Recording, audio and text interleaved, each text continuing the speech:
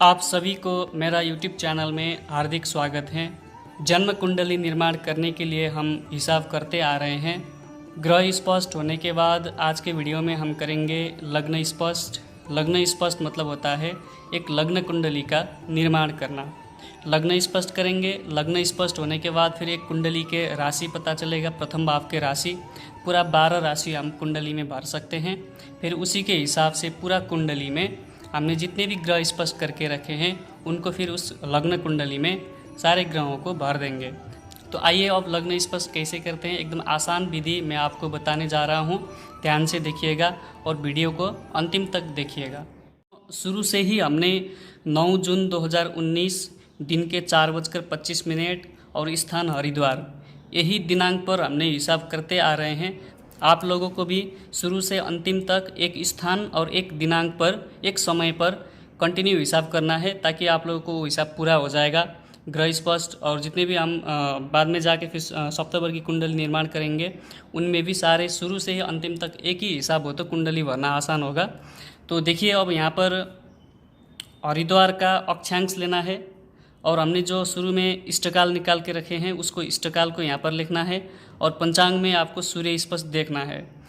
हरिद्वार का रेखांश जो था वो सूर्योदय निकालते समय काम आता है और अक्षांश जो है लग्न स्पष्ट के समय में यहाँ पर काम आता है।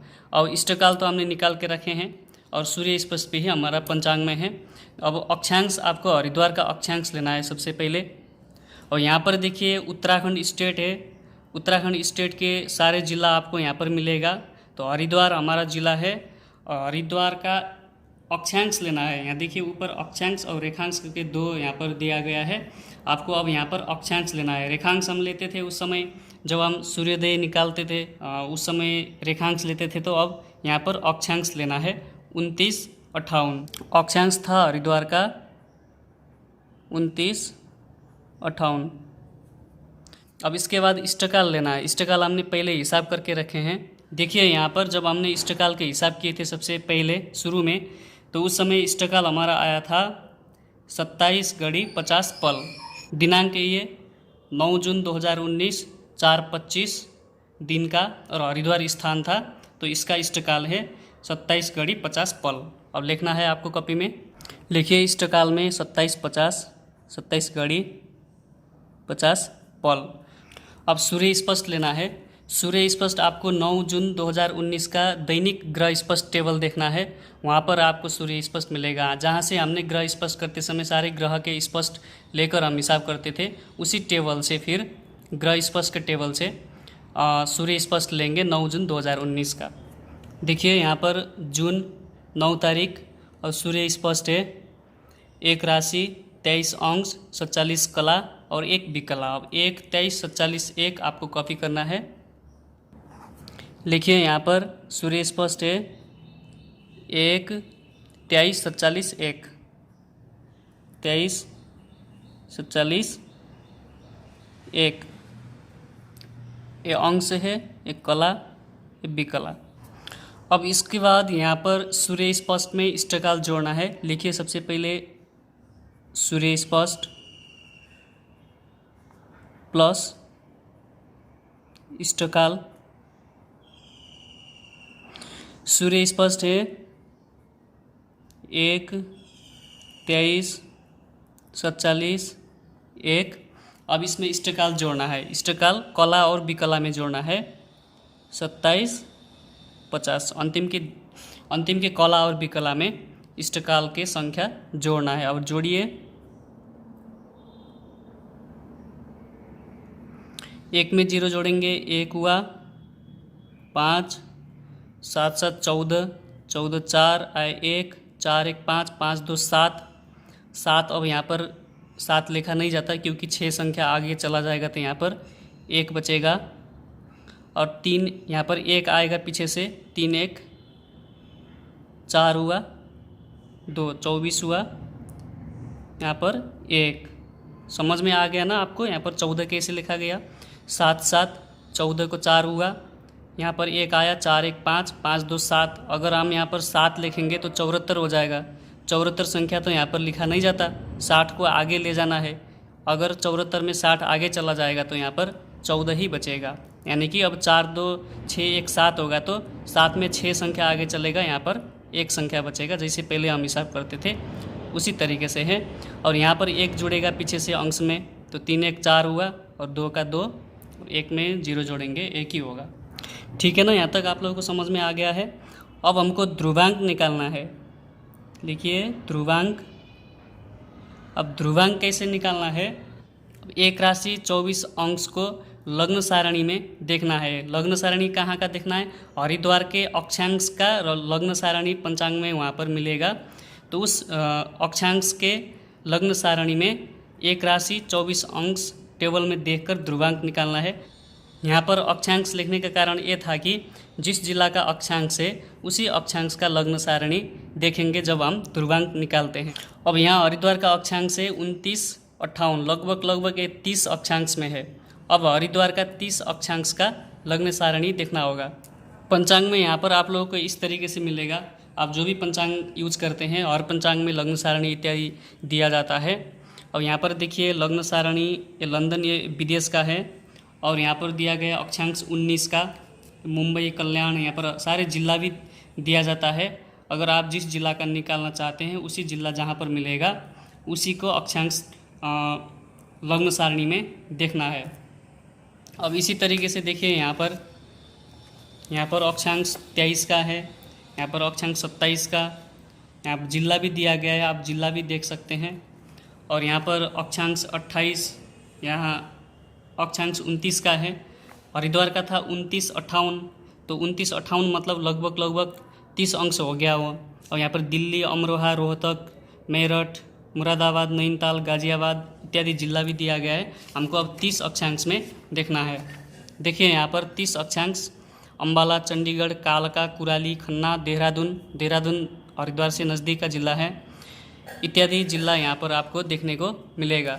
अब 30 अक्षांश वाला सारणी में ही देखना है। यहाँ पर नीचे के साइड में राशि दिया गया है, मेष, वृष, मिथुन, कर्क करके, और इधर के साइड में अंश दिया गया है। और बीच के जो संख्या है ये ध्रुवांक है। अब हमको ये ध्रुवांक निकालना है। हमारा राशि क्या है और अंश क्या है वो देखकर अब यहाँ पर ध्रुवांक हमको निकालना है। अब यहाँ देखिए जब हम सूर्य स्पष्ट में इष्टकाल जोड़ के जो आया था, एक राशि 24 अंश, 14 कला, 51 विकला। अब ध्रुवांक निकालते समय एक राशि और 24 अंश को लेना है। अब देखिए एक राशि 24 अंश में पंचांग के जो लग्न सारणी था उसमें देखिए यहाँ पर 30 अंश है। हम ये 30 अंश को लग्न सारणी देख रहे हैं। अब यहाँ पर देखिए मेष से लेकर मीन तक का राशि है, 0 से लेकर 11 तक यहाँ लिखा गया है। यहाँ राशियों में 12 संख्या लिखा नहीं जाता, क्योंकि जैसे कि सेकंड में और घड़ी पल में भी वही है ना, जैसे 59 घड़ी आया तो उसके बाद 00 लिखा जाता है, 60 नहीं लिखा हुआ आपको नहीं मिलेगा। इसी तरीके से यहाँ भी 11 के बाद में सीधा 0 लिखा हुआ है। तो 0 से लेकर 11 तक की राशियाँ यहाँ पर है।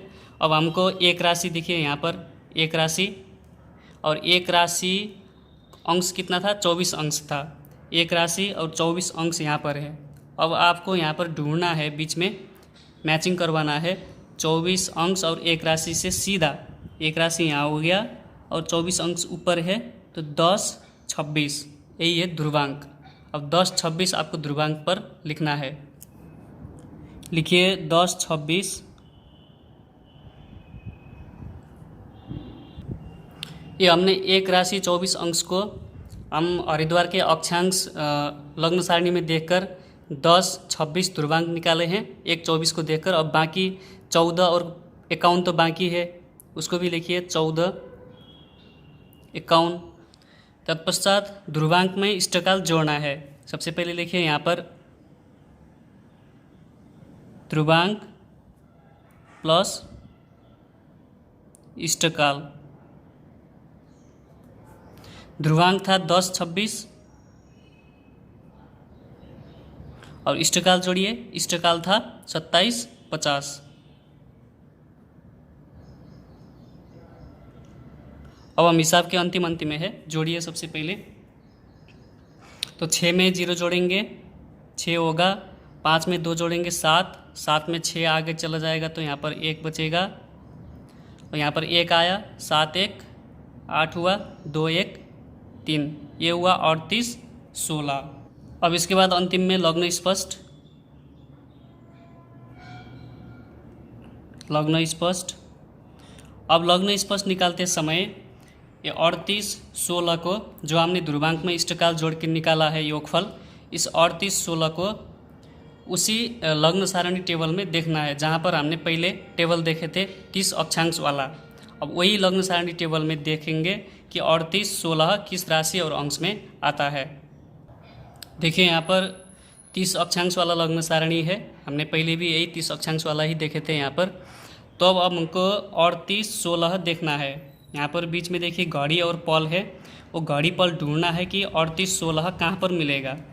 तो यहाँ पर 38-30 है, 34, 35, 36, 37 और 38 0, 38-12, 38-24 है यहाँ पर।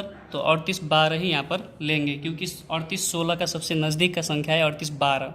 38-24 थोड़ा दूर हो गया। तो अब 38-24 किस राशि और किस अंश में आता है देखिए। 38-12 सीधा देखिए यहाँ से 38-12 6 राशि है और 38-12 से ऊपर देखिए 19 अंश है, ये वाला अंश है और नीचे की राशि है। तो 6 राशि और 19 अंश आ गया। अब आपको लग्न स्पष्ट में लिखना है 6 राशि 19 अंश। तो लिखिए यहाँ पर 6 राशि 19 अंश। अब कला और विकला आपको यही लिखना है जो ध्रुवांक में इष्टकाल जोड़ के आया था। 38-16, 38 कला है, 16 विकला है। लग्न स्पष्ट हो गया। इसका मतलब ये है कि जब हम कुंडली अब बनाएंगे तो कुंडली लग्न मतलब होता है कुंडली के सबसे पहला वाला भाव, प्रथम भाव को हम लग्न कहते हैं। तो उस लग्न में राशि लिखना होगा। कौन सा राशि लिखेंगे? लग्न स्पष्ट हो गया तो यहाँ पर 6 राशि लग्न, उस समय का लग्न 6 राशि पार करके 19 अंश, 38 कला, 16 विकला आगे चला गया। मतलब 6 राशि पार करके इतना आगे चला गया। तो अब लग्न स्पष्ट में 7वां राशि यानी कि तुला राशि लिखेंगे। तो तुला लग्न अब यहाँ पर स्पष्ट हो गया।